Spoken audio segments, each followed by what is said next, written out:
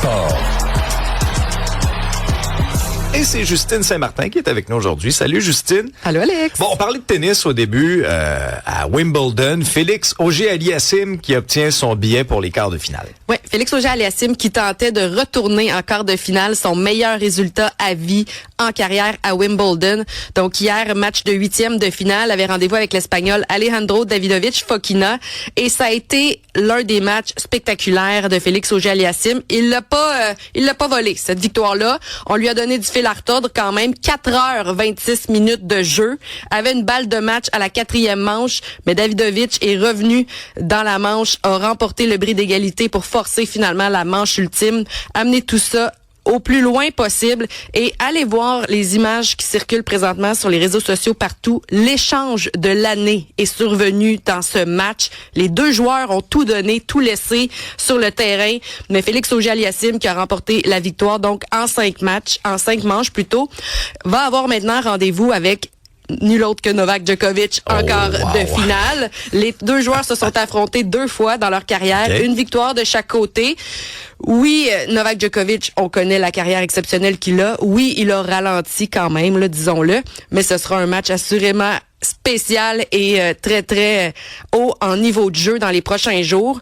Novak Djokovic, avec sa victoire d'hier, c'était sa 106e victoire sur le terrain de Wimbledon. Il est passé devant Roger Federer et est devenu le plus grand de l'histoire sur le terrain du All England Club. Alors, j'ai comme l'impression qu'il ne voudra pas terminer là ce fameux record et améliorer son sort. Ouais, parce que tu sais, Djokovic, oui, c'est une légende sur 2 pattes, là, tu sais, qu'on a la chance de voir jouer encore aujourd'hui, mais ça va bien pour Félix Auger-Aliassime. Il est dans une bonne passe quand même, là. Il va très, très bien. Excellent début de saison. Il joue du gros tennis. Je le sens en contrôle également. 3e tête de série à ce tournoi de Wimbledon. Alors, assurément, l'un des joueurs que les joueurs redoutent. Et ouais, il est vraiment au sommet de son art présentement. J'ai hâte de voir ce qu'il nous réserve dans le prochain match. Bon, chez le Canadien, on sait Kent Hughes a soumis, certaines offres qualificatives à un bassin de joueurs. Parmi ceux-là, il y a Kirby Dach. Et lui, il a décidé de se prévaloir de l'arbitrage dans son dossier. Ça veut dire quoi pour la suite des choses? Exact. Donc, les joueurs autonomes avec compensation avaient jusqu'à hier 17h pour annoncer leur couleur, disons ça comme ça. Donc, annoncer s'ils allaient en arbitrage ou non. Il y a Arbor Xhekaj qui aurait pu y aller également. Il n'est pas sur la liste. Alors, du côté du Canadien, il y a que Kirby Dach qui se retrouve sur la liste.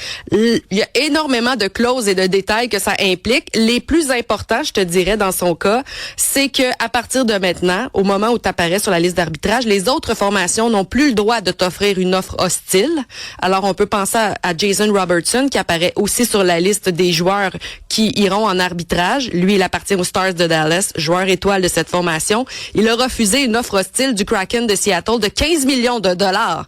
Alors, ce que ça veut dire, surtout, c'est que le joueur aurait l'intention de re-signer avec cette formation, n'est peut-être pas tout à fait satisfait des clauses offertes dans le contrat par sa formation, pense que l'arbitre aura peut-être quelque chose d'amélioré à lui offrir, mais dans les deux cas, ça peut aller d'un côté comme de l'autre. Les deux clans, je te dirais, dans la majorité des cas, s'entendent avant de passer devant l'arbitre, mais ça fait surtout en sorte que maintenant, il n'y a aucune autre équipe qui peut venir te solliciter.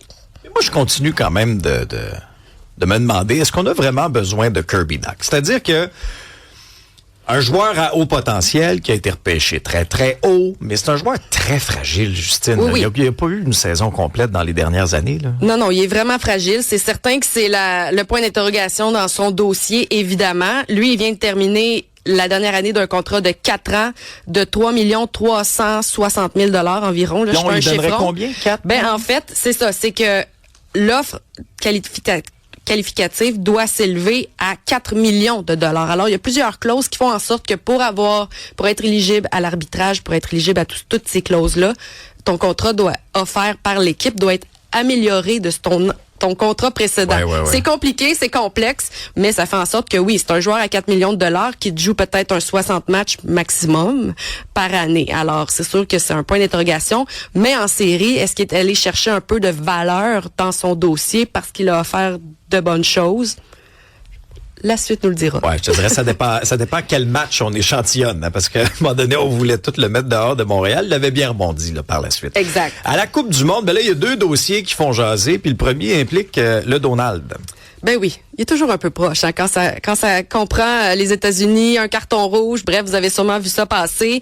Il y a un joueur de l'équipe américaine à la Coupe du Monde, Folarin Balogun, qui a reçu un carton rouge dans le match contre la Bosnie-Herzégovine. Un geste.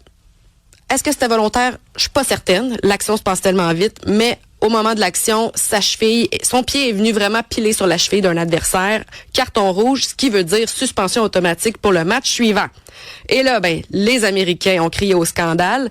Et là, ce qu'on apprenait hier, c'est que le président Trump a personnellement appelé le président de la FIFA, Gianni Infantino, pour lui demander d'examiner le cas de ce carton rouge. La FIFA qui avait honoré Trump aussi. Avec un prix de la paix, souvenons-nous. Oui, exactement. Donc, on comprend que les deux sont très étroitement liés.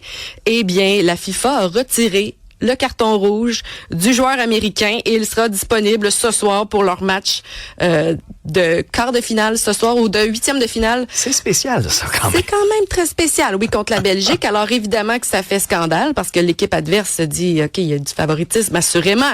Est-ce que ça crée un précédent? Est-ce que... Bref, j'ai hâte de voir si ce soir, ce joueur-là aura un mot à dire dans le match parce que là, si il continue sur sa lancée, avait déjà 3 buts, a été un joueur important pour les Américains depuis le début du tournoi, j'ai comme l'impression que ça pourrait crier dans les rues. Oui. Assurément. Puis l'autre dossier, c'est que le Canada, on n'est plus là? Ben ça, c'est sûr que c'est un dossier qu'on va faire jaser, mais c'est quand même positif parce que là, on a eu un parcours exceptionnel. Non, l'autre dossier que je voulais te parler, c'est les partisans mexicains. Hier, il y avait un match très attendu au Mexique, Mexique-Angleterre. Dans un territoire hostile, 80 000 partisans attendus, Estadio Azteca, une forteresse incroyable au Mexique, en altitude à 2240 mètres, ce qui fait que l'air est très, très rare. Mais les partisans mexicains sont investis et ils ont tout fait pour déranger les joueurs anglais. Je te fais entendre le bruit autour de l'hôtel des Anglais la veille du match. Ben voyons. C'est le soir, là. C'est en pleine nuit. Il y a des feux d'artifice. Feux d'artifice, fanfare. On s'est assuré de trouver l'hôtel de l'équipe d'Angleterre. Écoute, c'est hallucinant. Allez voir les images si vous êtes à la radio au volant présentement. Ils ont fait ça toute la nuit?